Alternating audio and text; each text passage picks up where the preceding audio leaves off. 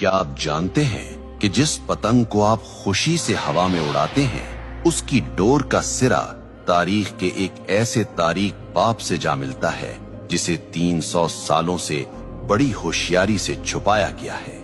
हम इसे बसंत कहते हैं, हम इसे सकाफत कहते हैं, लेकिन तारीख की पुरानी किताबें कुछ और ही कहानी सुना रही हैं। क्या ये वाकई बहार का जश्न है या फिर एक ऐसे शख्स का मातम जिसने तारीख में मजहबी नफरत की बुनियाद रखी थी? आज हम जज्बात की नहीं, सबूतों की बात करेंगे। आज हम तारीख के उस बंद दरवाजे को खोलेंगे और आपके सामने वो हकाइक रखेंगे जो शायद आपसे हमेशा छुपाए गए। हमारी कहानी का आगाज आज के लाहौर से नहीं, बल्कि 1734 ईस्वी यानी 1734 एडी के सियालकोट से होता है। ये मुगल बादशाह मोहम्मद शाह रंगीला का दौर था। सियालकोट के एक मदरसे में मुस्लिम और हिंदू बच्चे साथ पढ़ते थे। तारीखी किताबों के मुताबिक एक दिन बच्चों में बहस छिड़ गई। मुस्लिम बच्चों ने अपनी रवायात की बात की तो जवाब में एक हिंदू तालिबे इल्म हकीकत राय ने कुछ ऐसे अल्फाज कहे जो इंतहाई गुस्ताखाना थे। उसने नाउज़ुबिल्लाह नबी करीम सल्लल्लाहु अलैहि वसल्लम की लख्त जिगर सैयदा फातिमतुज़ ज़हरा रज़ी अल्लाह अन्हा की शान में नाजेबा कलिमात कहे। ये बात पूरे शहर में आग की तरह फैल गई।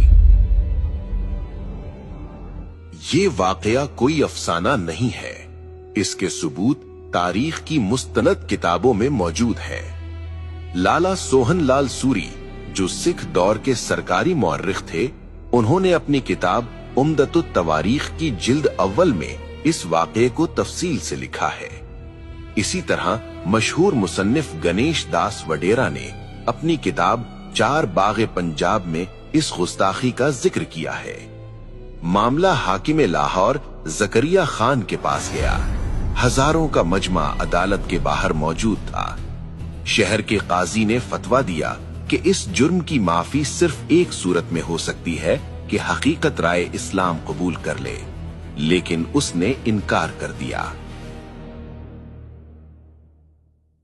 कानून के मुताबिक उसे सजाए मौत सुनाई गई और तारीख बताती है कि जिस दिन हकीकत राय को सजा दी गई वो बसंत पंचमी का दिन था। अब यहाँ ये जानना जरूरी है कि बसंत पंचमी असल में है क्या।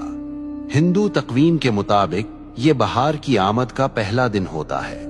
बसंत का मतलब है बहार और पंचमी का मतलब है पांचवा दिन। ये दिन इल्म और फन की देवी सरस्वती की पूजा से मंसूब है। इस दिन हर तरफ जर्द रंग नजर आता है। लोग जर्द कपड़े पहनते हैं और पीले पकवान बनाते हैं, क्योंकि जर्द रंग सरसों के खिलते हुए फूलों और जिंदगी की अलामत समझा जाता है। लेकिन सन 1741 की इस बसंत ने एक नया रुख इख्तियार कर लिया। जिस दिन पूरा शहर बहार के रंगों में रंगा था, हिंदू बिरादरी ने हकीकत राय की मौत की वजह से इस दिन को यौम सोग मना लिया। कहा जाता है कि उसकी याद में उन्होंने आसमान की बुलंदियों की तरफ पतंगें उड़ाना शुरू की ताकि उसकी रूह को खिराजे तहसीन पेश किया जा सके और ये पैगाम दिया जाए कि एक मासूम की रूह आसमानों की वुसअतों में आजाद है। ये था वो बीज जो एक मजहबी जश्न के अंदर एक खास वाक़े की याद और नफरत की जमीन में बोया गया था। लेकिन हैरत की बात यह है कि वो दिन जो एक मौत के दुख में सोग के तौर पर शुरू हुआ था, वो वक्त की धूल में दबकर एक अजीमुशान जश्न में कैसे बदल गया। वक्त का पहिया घूमा और पंजाब में सिखों की हुकूमत कायम हो गई। ये महाराजा रंजीत सिंह का दौर था। रंजीत सिंह ने देखा कि बसंत का त्यौहार लोगों में मकबूल है। उन्होंने इस मजहबी सोग को एक शाही मेले में बदल दिया। तारीखी रिकॉर्ड्स बताते हैं कि महाराजा हर साल इस त्यौहार पर लाखों रुपए उस जमाने के पतंगों और इनामो इकराम पर लुटा देते थे। यहीं से मुसलमानों ने भी अनजाने में इसे महज एक कल्चरल इवेंट समझकर मनाना शुरू कर दिया। वो भूल गए कि इसकी बुनियाद कहां रखी गई थी। फिर 1849 में अंग्रेज ब्रिटिश राज आ गए। उन्होंने देखा कि ये मेला मकामी लोगों को मसरूफ रखता है तो उन्होंने इसे और हवा दी। अंग्रेजों के दौर में लाहौर के अंदर बाकायदा बसंत क्लब बन गए। छतों पर होने वाली पार्टियां और होटलों में होने वाले रक्स अब लाहौर की पहचान बन चुके थे। 1947 में पाकिस्तान बना, लेकिन अफसोस हम जमीन तो ले आए मगर कुछ रस्में सरहद के उस पार से अपने साथ ले आए। और फिर इस त्योहार ने अपना असली खूनी रंग दिखाना शुरू किया। आजकल एक दलील दी जाती है कि जी हम केमिकल डोर इस्तेमाल नहीं करते, हम तो सादा धागा इस्तेमाल करते हैं। ये एक बहुत बड़ी गलतफहमी है।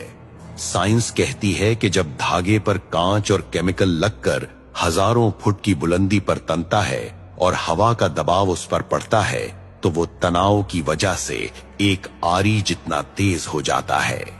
जब वो मोटरसाइकिल पर जाते हुए किसी इंसान के गले से टकराता है तो वो केमिकल हो या ना हो, वो शहरक काट देता है।